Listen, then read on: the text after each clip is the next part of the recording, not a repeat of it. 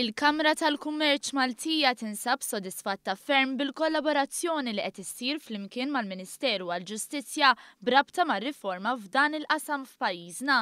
Dan stqarru ma' One News il-konsulent legali għall-Kamra tal-Kummerċ Hugh Peralta li nota li s-sena li għaddiet kienet waħda li ħallit il-frott għal sistema aktar effiċjenti li ssaħħaħ il-kompetittività tal-pajjiż.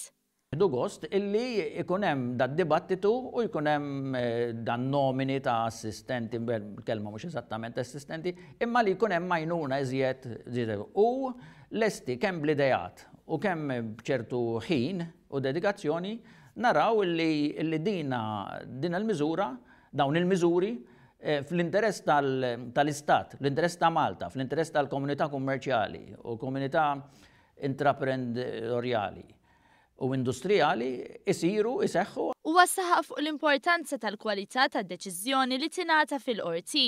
Mhux biss iżda brabta mas-settur tal-kummerċ, l-Avukat Peralta tkellem dwar uħud mir-riformi li jixtieq jara fil-proċess fosthom rati speċjalizzati f'settur partikolari.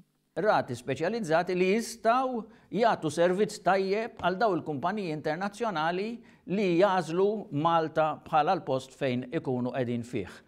Din hija konsiderazzjoni importanti. Peralta tkellem dwar bosta miżuri li ħall-Gvern fosthom it-tisħiħ fis-sistemi tat-teknoloġija li jgħenu fil-maniġjar aħjar tal-każi, komunikazzjoni aħjar bejn il-qrati u l-avukati u li l-każi jkunu aċċessibbli online.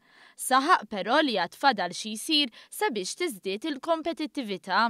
Għax huma tajjeb għal ġitta Malta jġibu flus minn barra, jġibu impjieg ieħor, jġibu varji benefiċċji bl-investiment li jiġi minn barra.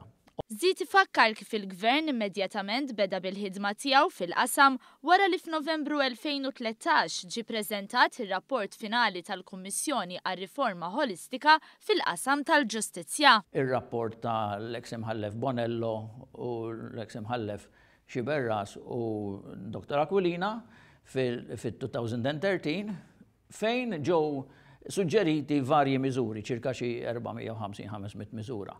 U dawn bil-mod il-mod hemm ġa implementazzjoni tagħhom. Jiġifieri ċ-Chamber hija ħerqana u kuntenta illi l-effiċjenza fil-qrati timxi l qudiem.